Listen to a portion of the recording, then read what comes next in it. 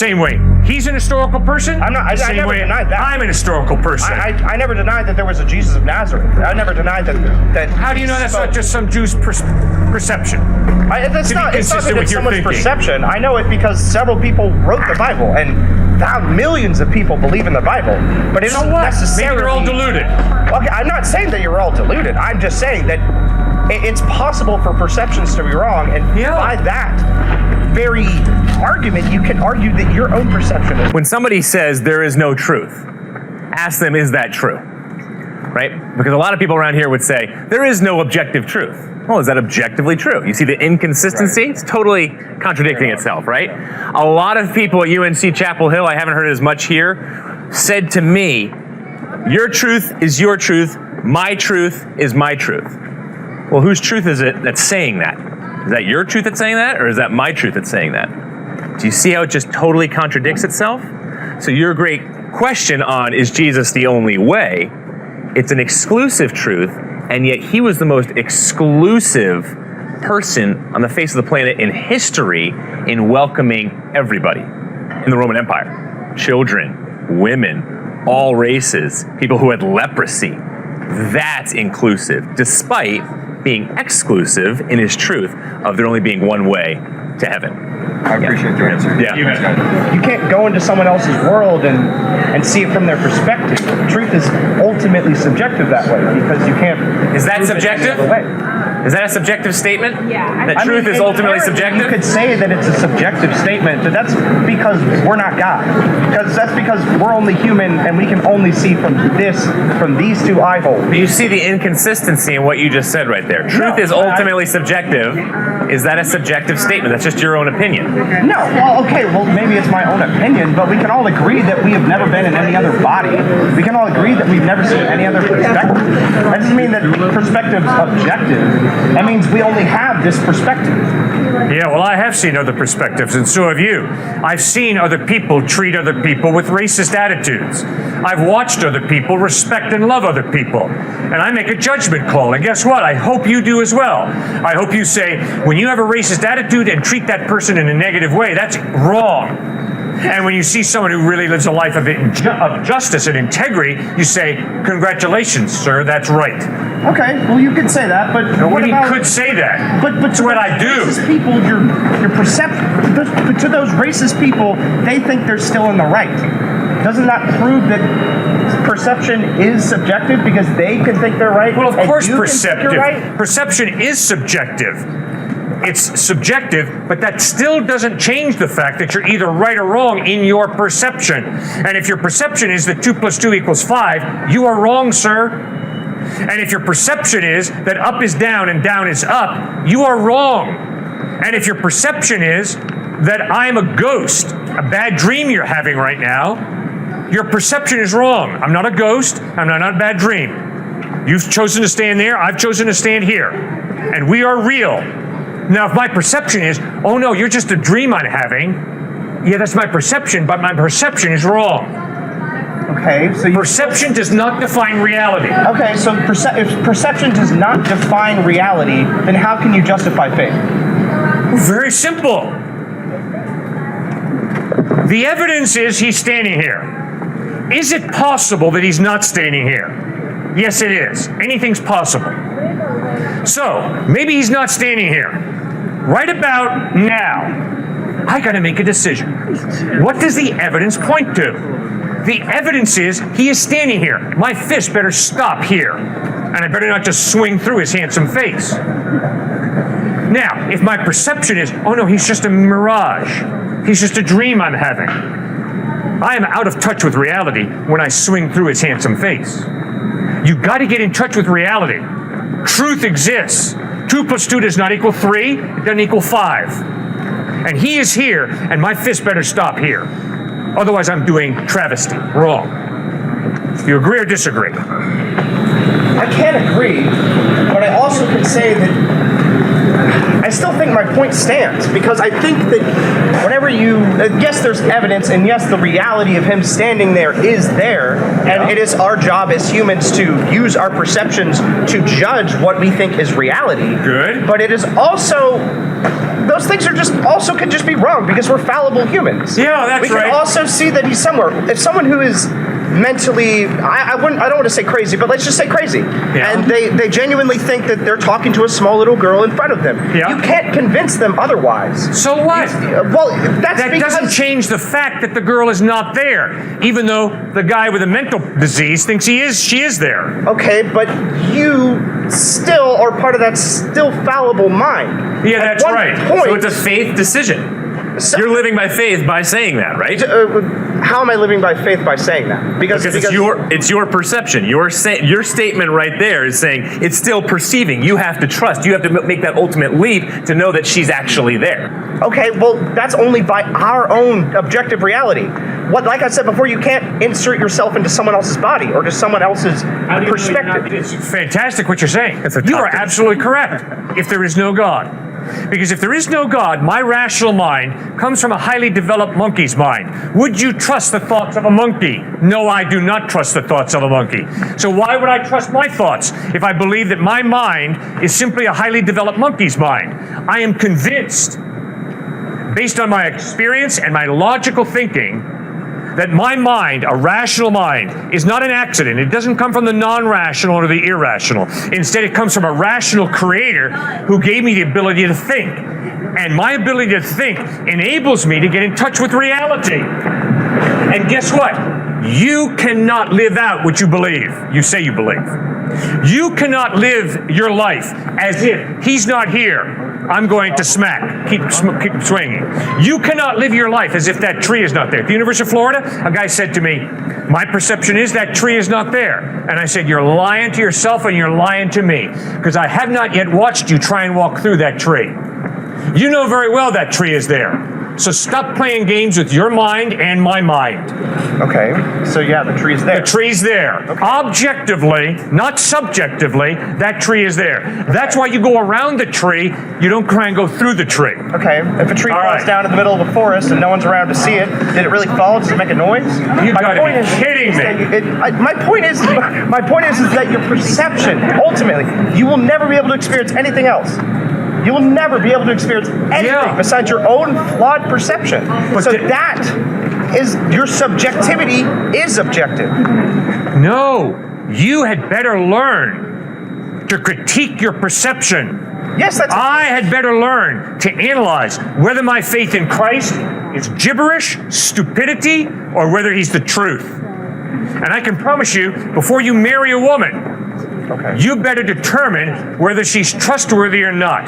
Because if you marry a con artist and a liar and a cheater, you're going to be hurting pretty bad. Perception does not determine reality. You have rational minds. You better learn to use those rational minds to get in touch with reality. And if it says poison on it, you better respect that and not ingest it. Because you have a rational mind that can read the word poison. Don't drink it, please. It's going to be harmful. Okay. All right? Okay. Don't give me this gibberish that, oh no, it's all just your perception. You can't live that way, sir. That's an intellectual game you're playing. Don't play that game. It's hypocrisy. Why? Because you can't live it out. You wouldn't be a student here. Live this out. You can live out a reality set out by someone else, then, which is essentially what religion is. No, it's not. Jesus Christ was an historical person the same way he's an historical person. I never denied that. I'm an historical person. I never denied that there was a Jesus of Nazareth. I never denied that. How do you know that's not just some Jew's perception? It's not that it's someone's perception. I know it because several people wrote the Bible, and millions of people believe in the Bible. But it's not necessarily. Maybe you're all deluded. Okay, I'm not saying that you're all deluded. I'm just saying that it's possible for perceptions to be wrong, and by that very argument, you can argue that your own perception is wrong. But don't you hear what you just said? It is possible that perception is wrong. Bravo! Okay. Don't give me the gibberish line that it's all just perception. No, it's not just all perception. Some of my perceptions are right, other of my perceptions are wrong. Now, if I have a brain that works, I'm going to be figuring out which of my perceptions are right and which of my perceptions are wrong. And I better be humble enough to say, I made a mistake. I'm wrong. It does make sense in Good. in a sort of way. I understand your point. Thank you. The thing that I disagree with, because I don't believe that there is an almighty creator that made Yes. my brain, and Yep. because I don't believe that, Yep. is that I believe more that my brain is just leftover processes, that my brain is not necessarily fine-tuned, but more good enough. My perceptions are not always the best. We as monkeys, as you put it, can look at our phone and run into that tree. We could, because we're preoccupied by the fat ass on our Instagram feed. Right. We run into the tree. Yeah. And that's just monkey brain. And like, I don't believe that it's you would create a mind that was perfectly rational, that was still able to be captivated by the many addictions and basically other ways that psychology is exploited. I believe that the nature of psychology and the nature of our own limited perception is how a lot of our society profits off each other. Yeah. And because of that. And that's horrible. Yeah. It's horrible. It's pretty horrible. Yeah. Drug And guess addiction, what? You have a rational mind that has just critiqued our society in a way that I think is pretty perceptive. Of course. I mean, yes. But it's not lying. You've made an accurate analysis. Yeah, it's an accurate analysis. Yeah. But that doesn't necessarily, and we can all agree on that accurate analysis. But we could also get around 150 years ago, and we could make the case that the white man is superior to all the races. Yeah, that was done. We could make that sort of argument, and people agreed to that argument. Yes. And they used whatever justification they could find for that argument, because that's what a monkey does. Yeah. The monkey invents the story behind the reality. Right. And the story that it invents for itself, the perception that it invents for itself, I believe, is ultimately superior in importance than what we think, or than what we can all objectively agree. Because whenever we say that we all objectively agree on something, it doesn't necessarily go anywhere. Sir, something is not true because we all agree it's true. We can all be mistaken. A lot of Nazis were really mistaken. All right? So truth is not determined by majority opinion. Truth exists separate. The challenge for me as a human being is to use my rational mind to get in touch with truth, to get in touch with reality. And Jesus Christ made the claim, I am the truth, come to me. Wow. The majority of those types of people we lock up in mental hospitals because they're crazy.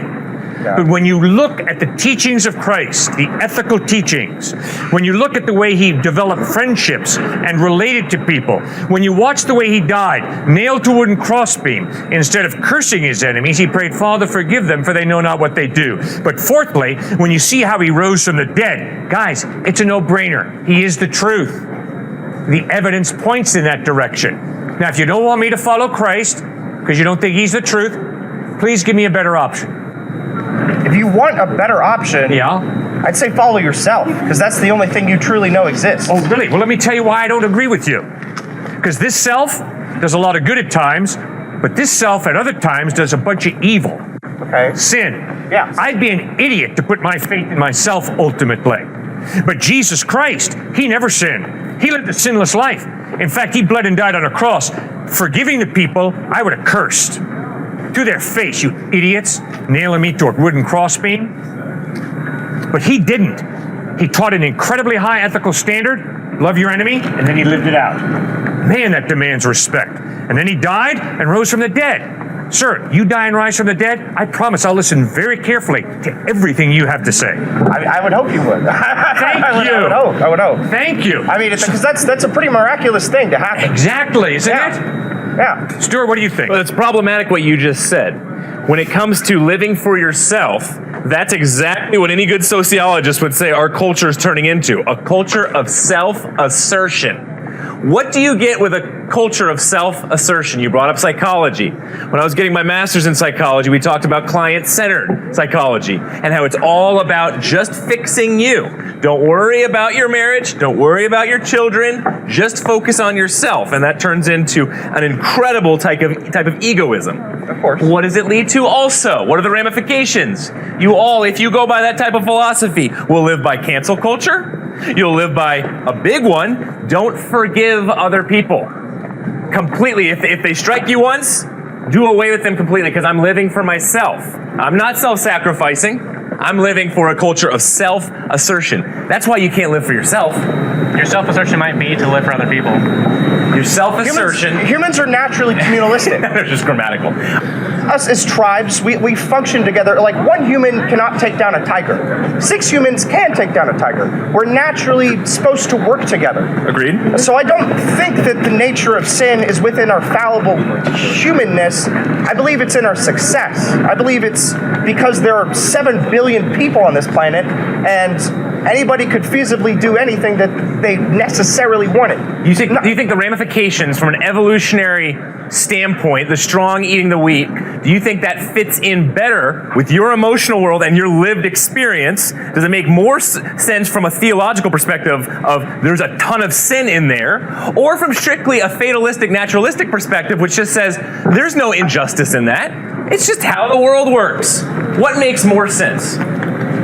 I will say that one exists, but that's because we invented it to exist. We wrote it makes sense the most out of our experience. It's not. What is most experiential and evidential for you? That's how you form a worldview. Well, of course, experiential and evidential. And when it comes to your tribe mentality, I totally agree. It typically does take 6 to probably 600 people to take down these large animals, right? Yeah. So we work together. I agree that there's empathy. Psychology shows that. We have a common type of empathy for each other.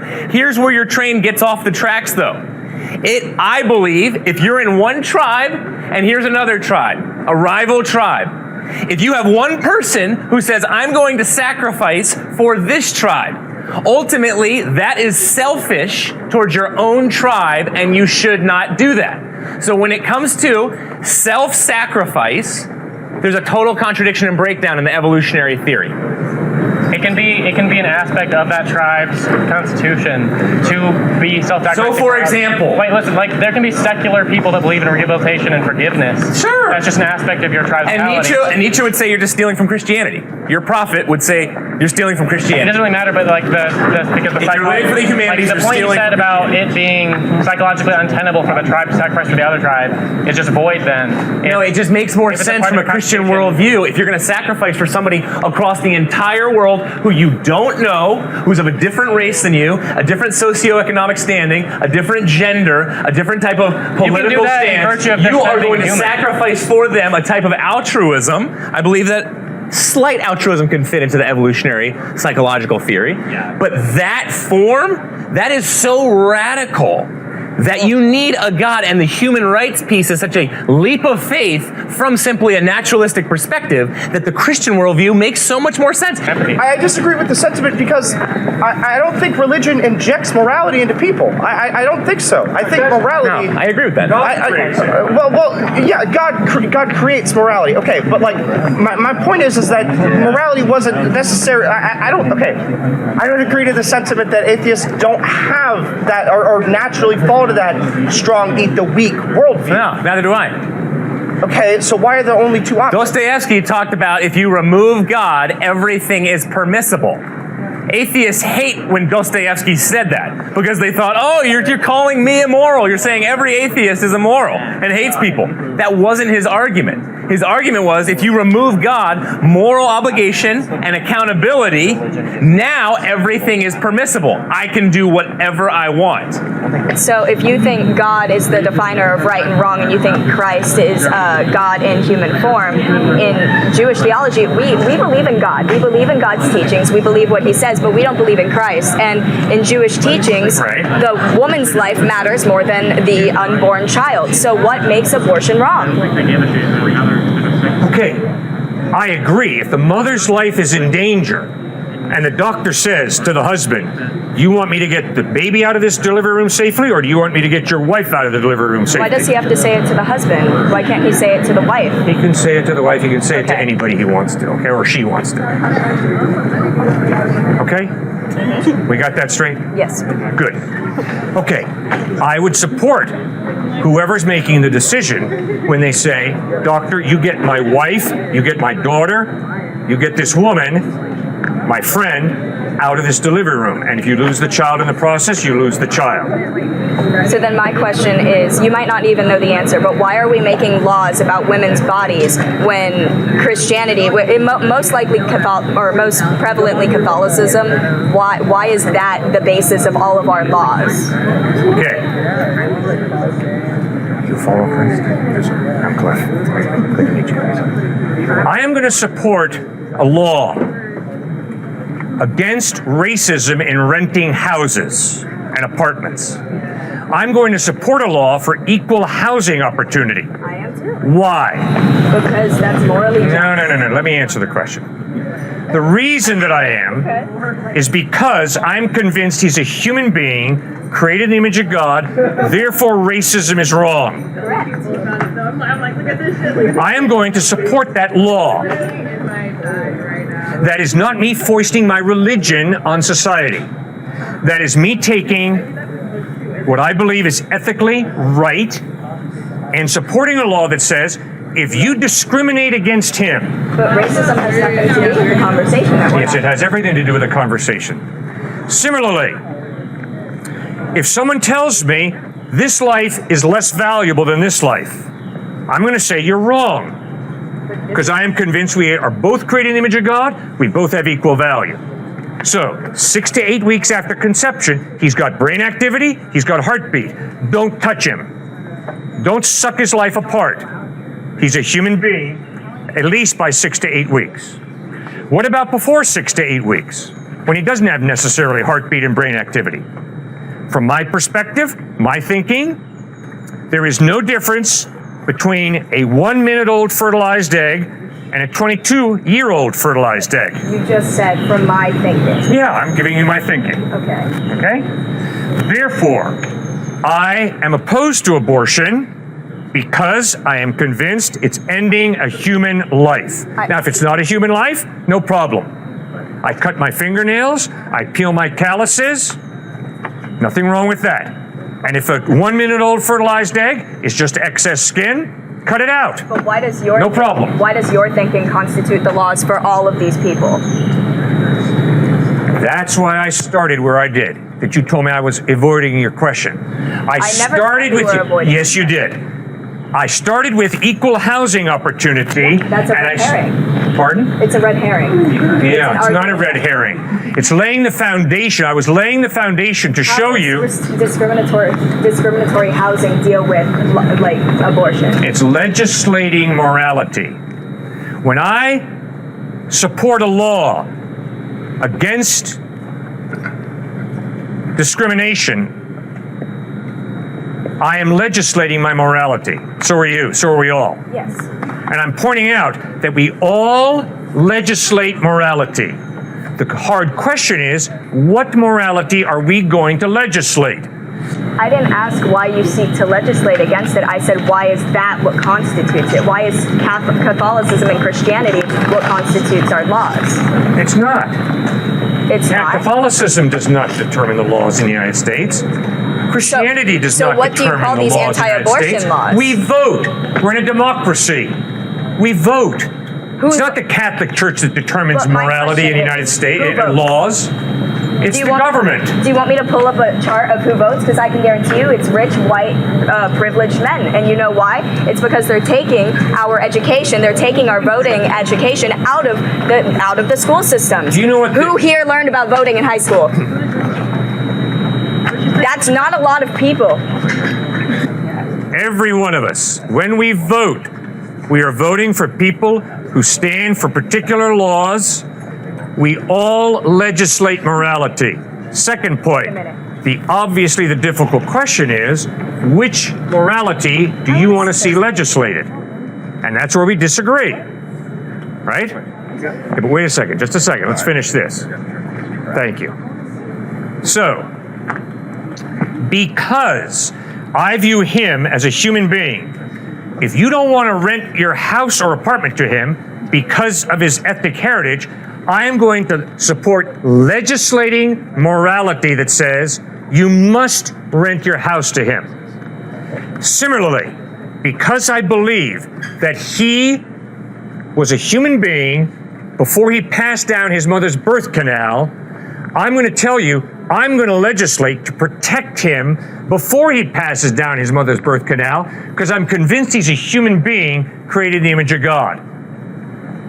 Now, that's why I do what I do. Does that make sense? I understand. This was a caucus race, but thank you for your time. Thank you for your time. Have a great day. You too. You have a great evening. So why should we be beholden to the fickle whims of a God who can change his mind at any moment? Who could send down a flood to kill all of us for being... Yeah, there's many examples of his punishment, especially in the Old Testament. That was part of the Old Covenant. The New Covenant, you see him tightening the noose through Matthew chapter 19, where, for example, it was allowable to give a woman a certificate of divorce in the Old Testament.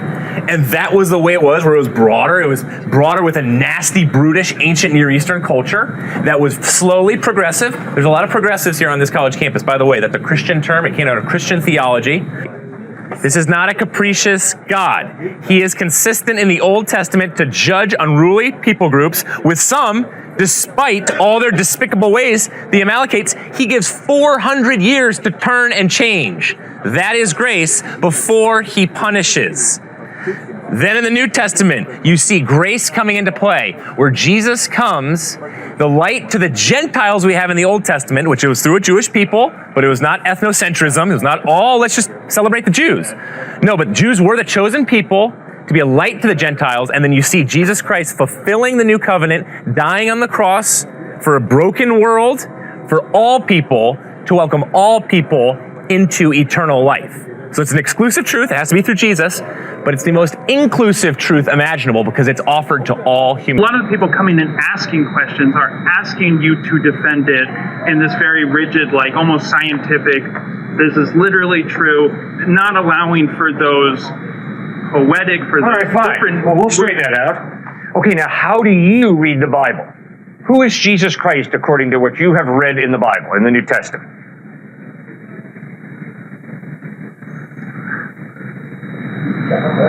Well, for me, he's an example, right? Like he's lived a life that is worth emulating. So I look to him as an example. Mm-hmm. Yeah. But I mean, I'm a little lost on that because I think it's getting a little away from what I was asking, right? So. Oh, I don't think so. You asked me about literalism. So I'm asking, you literally read the New Testament Gospels. What is your understanding of who Jesus is? From his claims, his lifestyle, who do you think Jesus is? Literally. But I'm asking, how do we engage with people that want us to defend it literally? They want... That's the same way I'm dealing with you. You ask questions. Literally, you read the New Testament Gospels. What is your understanding of what Matthew, Mark, Luke, and John literally say and record about Jesus? And you know very well, I think, just as well as I do, that a guy like Bart Ehrman at UNC Chapel Hill, who writes misquoting Jesus, basically says the New Testament is a bunch of BS. And the parts that are historically reliable, I'll accept. But this bit about an historical resurrection, it can't happen. Because when was the last time you saw a dead person rise from the dead? So don't give me this gibberish about Jesus rising from the dead. The problem is, a guy like Bart Ehrman and other religion professors have a philosophical presupposition. And that philosophical presupposition is, there's no supernatural God necessarily, therefore miracles cannot happen. And it's absurd to think that a miracle occurred. Dead people don't rise. So when I read in the Gospels, Jesus rose from the dead, I'm not going to take that literally, in spite of the fact that it's claiming to be literally true. In fact, I'm going to take it as symbolic. Well, that, I would argue, is intellectually dishonest. If I'm going to read the Quran, I better read the thing literally, which means I better respect the literary style, I better read in context, and I better read the Quran literally. And if I read the Bhagavad Gita and the Upanishads of Hinduism, I better read them literally. And they are mythology. And I better not dismiss them just because they're mythology. Obviously, it's a claim. Truth is being expressed through mythology. Fine. That's legit. But now I better read the thing as mythology, and then I better ask myself, does the philosophy that is being presented in the Upanishads and Bhagavad Gita square with reality as I experience reality, or does it not? And I can promise you, the Vedas and Upanishads, Hinduism, has a lot of great points they make that I respect and appreciate, but bottom line is, there are some holes that you can drive a bulldozer through in terms of gaps in the thinking that the Vedas and Upanishads put forth.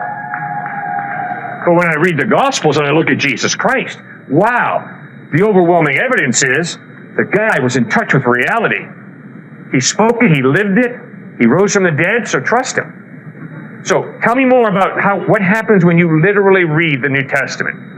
What do you conclude about Christ?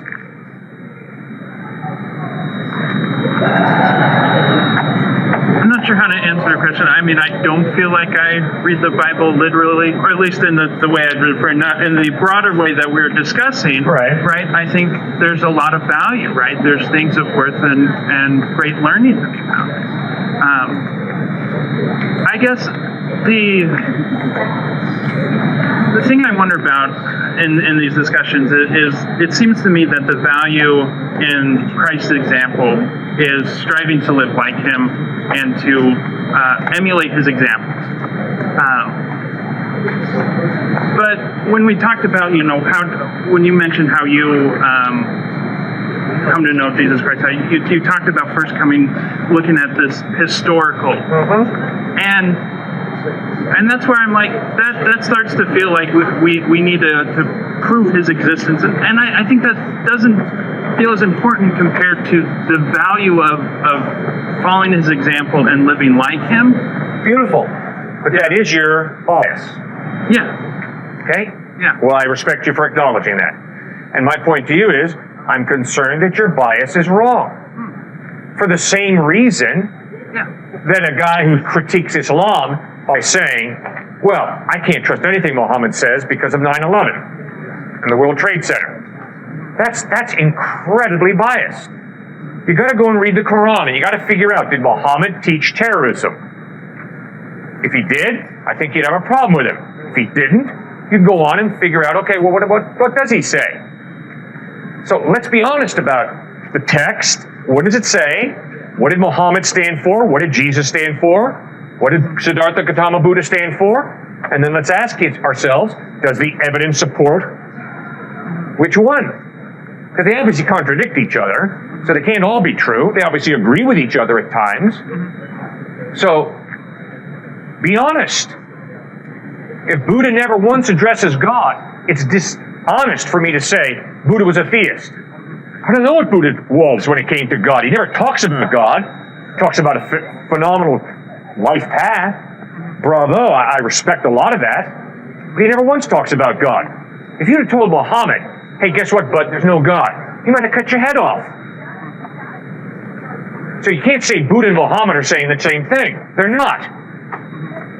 And Jesus Christ claimed to be God in human form. And Muhammad clearly says in the Quran, Jesus is not God. Fine. Either Muhammad is right or Jesus is right. Now I got to study Muhammad's life and his teachings, and I got to study Jesus Christ and his life and his teachings, and I got to figure out, are they both lying, or is one of them lying? Because they both can't be correct because they contradict each other. Does that make sense? Yeah, you bet. Thank you for raising that issue. Yes, sir. I had a question. You said that if there's no God, there's no hope. Yeah. How is that true? Like if God hypothetically weren't real, then why would there not be hope?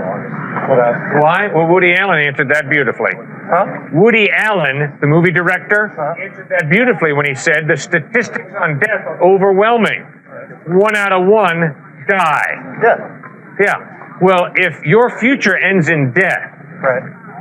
and there's no life after death, Right. then despair, hopelessness, is the logical conclusion.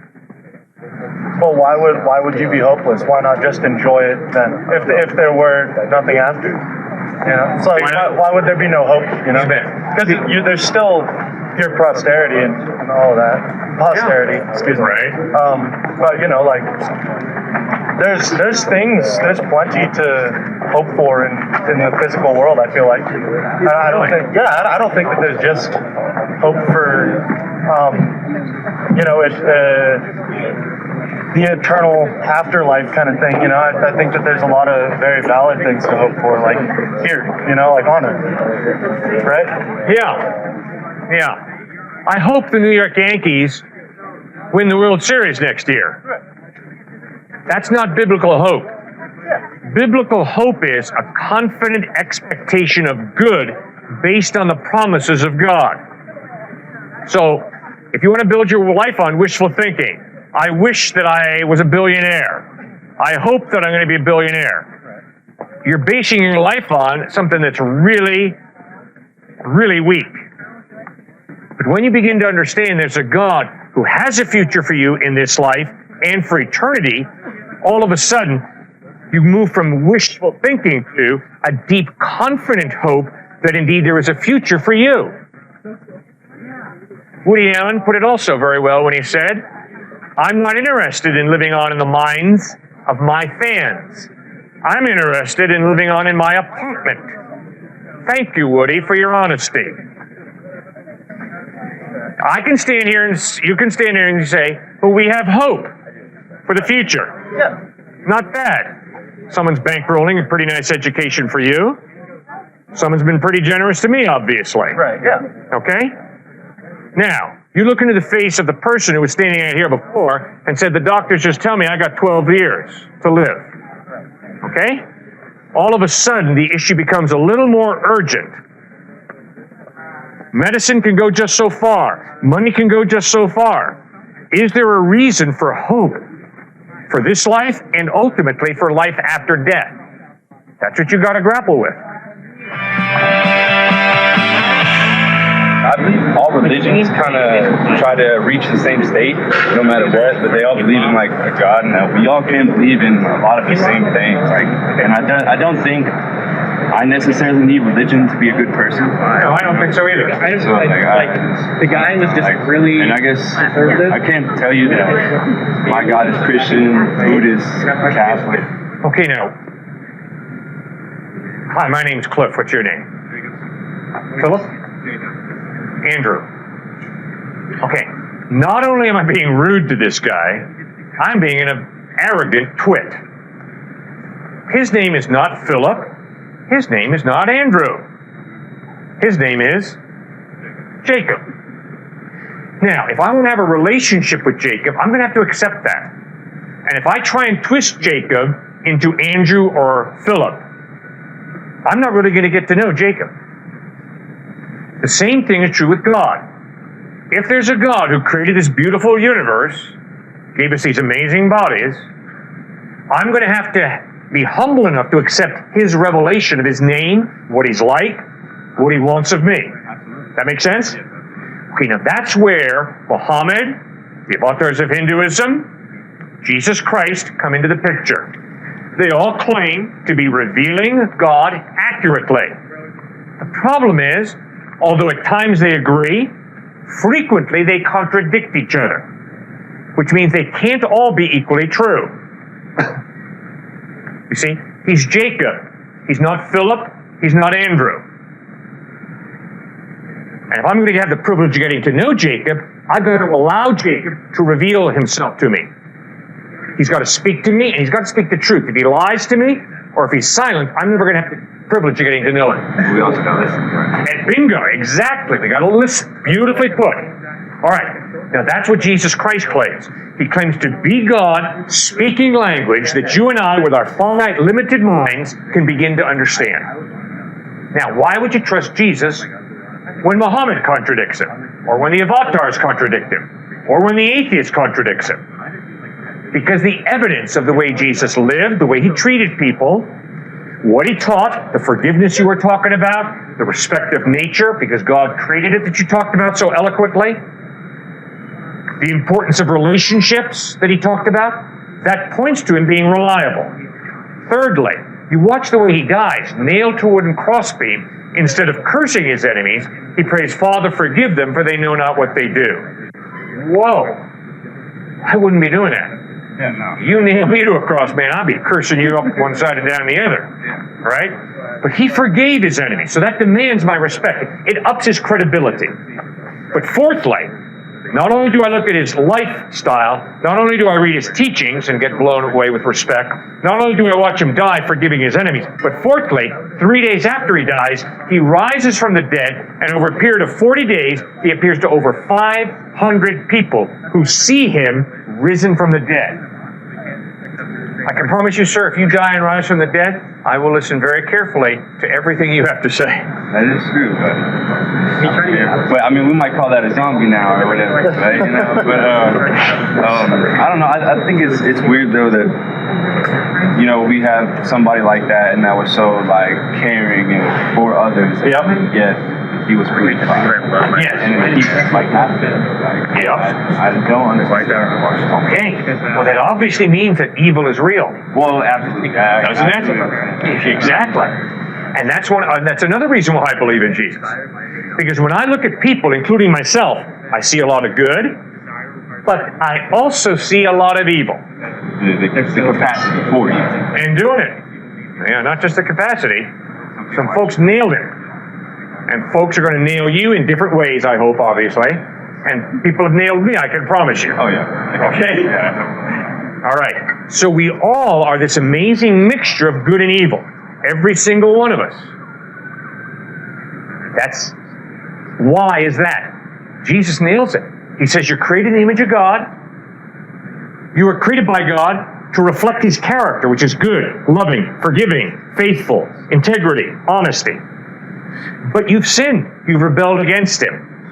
And that leads to alienation, to breakdown in relationships that we agreed are so important. And He says, come to me, and I will forgive you, and I will reconcile you to the God who you've rebelled against. And I'll give you eternal life. And I'll give you real purpose in life now. Now, what do you think about putting your faith in Him? I've actually was brought up more in a church setting, and I actually do I have faith. But like I said, I can't tell you me personally that it is a Christian God or Catholic God, Hindu God. I don't. I'm still I feel like I need to do more or listen more. Good. See, that's what Jesus says is important. He said, "Ask and it shall be given you; seek and you shall find; knock and the door shall be opened." For everyone who asks receives, he who seeks finds, and him who knocks the door shall be opened. That's research. So you don't just say, well, God is whatever. No, you start looking and doing research. Well, we say God is everything, too. God is us. God is within us. But Jesus contradicts that. Jesus says, Cliff, you're not God. Cliff, you're not part of God. Exactly. We're creatures created by God with our own identity. Exactly.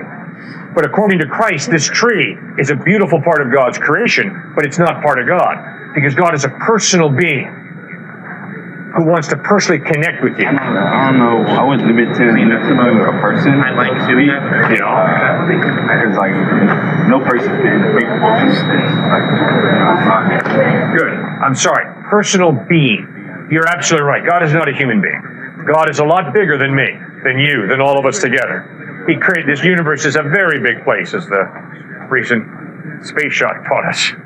So it's very big, and the being who's behind it all, who created it all, actually loves you and wants to live in relationship with you. It's incredible. Stuart, what would you say to that?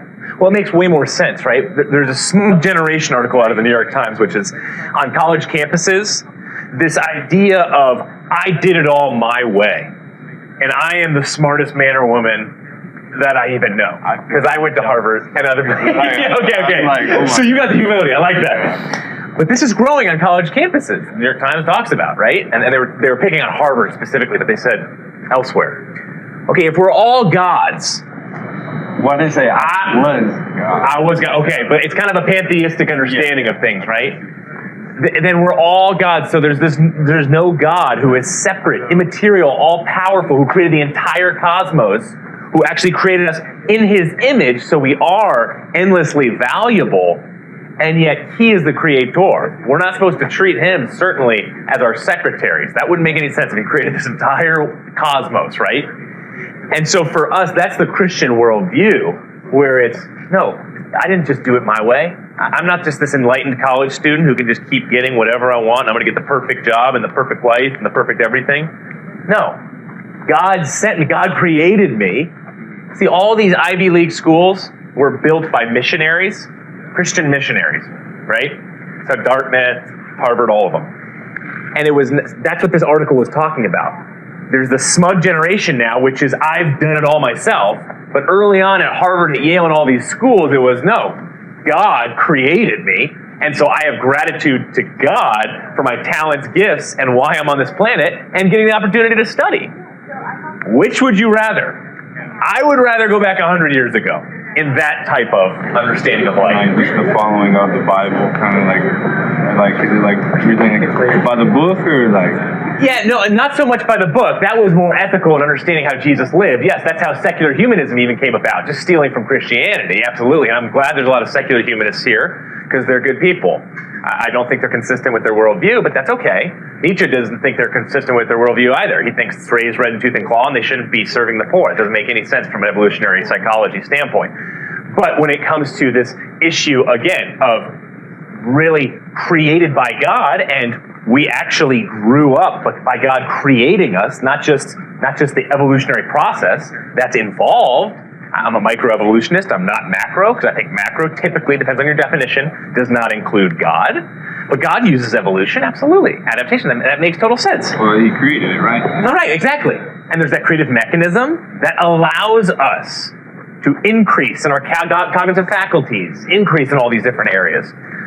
So no, it's that whole piece of it's God created us. It's not the Bible, what the Bible says. It's God outside of Scripture. Yes, he reveals Christ, but he's created us with such value that if there wasn't a God to worship ultimately, we would start to worship ourselves because we each have so much value. So yeah, you actually like kind of see people worship themselves that are in like high power, like position or whatever. Right. Yeah, that's interesting. Yeah. Well, I thank y'all for this. Yeah, great question. Thank you so much for raising those issues. Have a good afternoon. Have a good one. Thanks, you too. Yes, sir. What do you think are the most popular, like modern-day secular normative ethical theories? What theories? Normative ethical theories. All right, there are a lot of them. Okay. A woman out here yesterday was proposing utilitarianism. Okay. There is evolutionary development. We evolved to different levels, and we develop different ethical systems based on our evolutionary level. There is social contract. Yeah. Right? Social contract. Problem with that, of course, is if I want to be part of a gang, and in order to be part of a gang, I got to murder you, is it wrong to murder you? If my main social contract is with my gang, yeah, it's just fine to murder you. And I think we all know better than that, because we have a conscience that tells us, I'm sorry, I don't care what society tells you, if you go around murdering, that's wrong. Platonism. Go, some more. What? These spiritual principles that are just floating in free air. Somehow, if you get God out of the equation, then obviously you can form a type of moral obligation on objectivity. So when I debate, some atheists will appeal to that. Is that called Platonism? That's what they say. Okay, that's interesting. So why do you Platonic principles, yeah. Why do you appeal to Nietzsche then all the time? Why is this like your go-to secular person? Oh, it's real simple. I respect logical thinking. You think Nietzsche's like the logical one for them? Nope. Just using this one example. Friedrich Nietzsche took his atheism seriously. But so did Camus, so did Sartre. And they understood that if there is no God, don't tell me that murder's wrong. Don't tell me that racism is wrong in an objective sense. You can, of course, say, from my perspective, murder's wrong. But I realize that's just my perspective, so it's relative. And that's what Nietzsche had the courage to say. And he looked into the faces of atheists and he said, you're wimps. You're intellectually dishonest. Because you say there is no God, but then you act as if abusing an innocent child is horrible and really evil. It's not horrible and really evil. Maybe from your perspective it is, but that's just your perspective. And in reality, it's all relative. So you choose to ignore all the major other ethical theories that actually people believe in, like almost everyone, and you just present Nietzsche because you agree with them. So who's everyone? Are you familiar at all with the Phil survey, right? What? like they've surveyed this among contemporary philosophers, and about a three-way split between virtue ethics, deontology, and utilitarianism. Well, what do you appeal by, and why is it so convincing? Convince us. Why is that study convincing that they? No. Which one do you appeal by? Which ethical theory? And convince us. I'm not going to do that, sir. Why are you not going to do that? Oh, why not? It's so easy. What? Oh my goodness. So I'm saying you're interrupting me. You're interrupting me, right? So I wish I could have it that easy. I mean, that's nice. What? You're going to just ignore me? No, we're not ignoring you. We're waiting. We're Okay, waiting. so what I'm saying, though, is you ignore all of those three theories, any of which could be valid, and you just spit Nietzsche on me like it's what I just haven't spoken to those. You haven't spoken to those? No, I just bring up Nietzsche because a lot of people bring up Nietzsche. That's the From an reason, atheistic not to fit perspective. your narrative. And they fit into our illustrations well. Nietzsche Go ahead and give us Nietzsche- yours. Give us yours and convince us. Persuade us. Okay. Instead of finding your own, you just use the most convenient Exactly. You're going to do the same thing that he just did. You want it right back on us because you don't want to talk about your own That's right. worldview. Don't be honest out here. Because you're nervous. And tell I'd us be what you nervous. really believe. Just take pot shots. I'm not That's intellectually vulnerable. Pot dishonest. shots? Yeah. You're saying I'm burning pot shots at you. Yeah, you have made a judgment of me that's totally wrong. What's my judgment of you?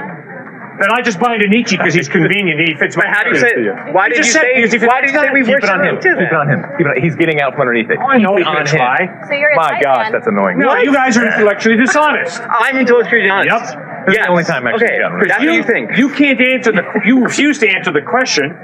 What is the basis of your Fine, I'm a ethical system? Scanlanian contractionalist. No, don't Deny be that. fine. Tell me what you really believe. Fine, I'm a Scanlanian contractionalist. Tell me what I believe.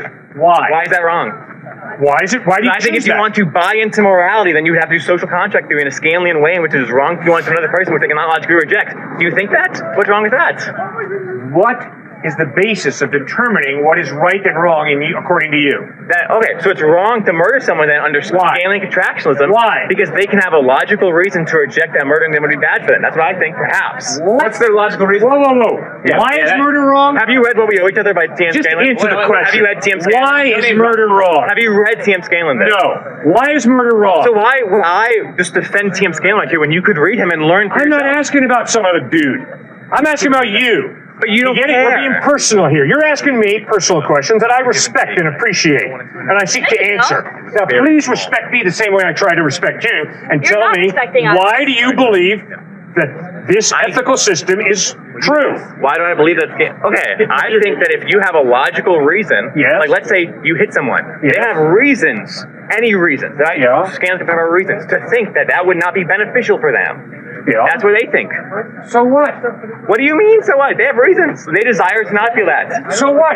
He's got his reasons, she's got her reasons. We all have different reasons. But some people are more logical, and some people have better reasons than others, right? Oh, so you're going to determine then who the logical one is and who the illogical one is. I can't paint a 700-page book into this sentence, right? So you should read T.M. Scanlon and believe that. But also, if that was wrong, you could default to many other normative theories that you haven't read and don't care about. It's real simple. It's real simple. Okay, who's mounting virtue ethics you read? Let's Who's get out of contemporary philosophy virtue? 101. Like, we're not in a classroom right now, bro. Speak to the people.